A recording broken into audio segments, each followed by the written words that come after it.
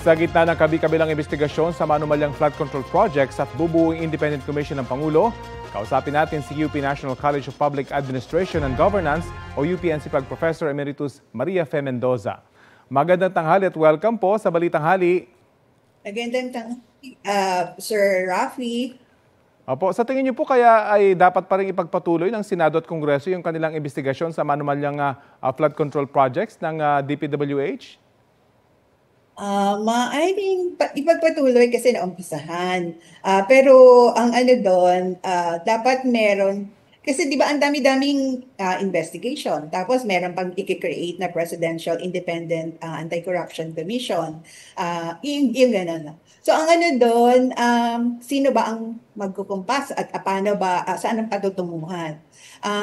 Siguro ipagpatuloy kasi marami kasing na divulge na mga katotohanan, marami tayong nalalaman, pero yun nga, ang ano kasi yung sa Kongreso kasi in aid of legislation at saka yung pagpoproseso nila ng GAA 2026, di ba? So kasama siya doon sa mga kawing-kawing na obligasyon ng ating Kongreso. So dapat ipagpatuloy yun. Pero don't lose sight doon sa GAA 2026. Gaano po kahalaga na nakikita ng taong bayan yung proseso ng investigasyon dito sa Senado at Kongreso kasi ito naka-live at lahat ng mga lumalabas dito unless magpatawag sila ng na meeting na hindi kasama yung media ay talaga nalalaman ng taong bayan na compared sa isang investigasyon ay talagang tahimik at yung mga mabubunyag dito ay mailalabas na lamang kapag tapos na yung investigasyon. Gaano kahalaga na nakikita ito ng taong bayan?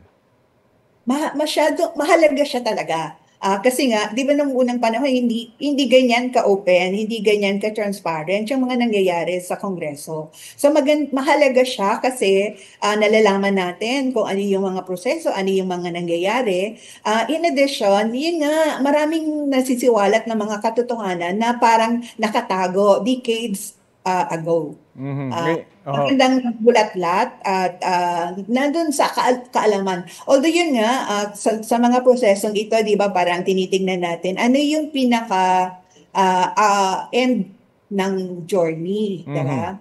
Ang ano dito, kung na-agitate, nalaman ng mga taong bayan kung ano yung mga nangyayari, ano ba yung gusto nating mangyari sa kanila? Kasi di ba ang dami ng merong mga protest action, mga nangyayaring ganon. Yun ba yung gusto nating mangyari sa publiko, di ba?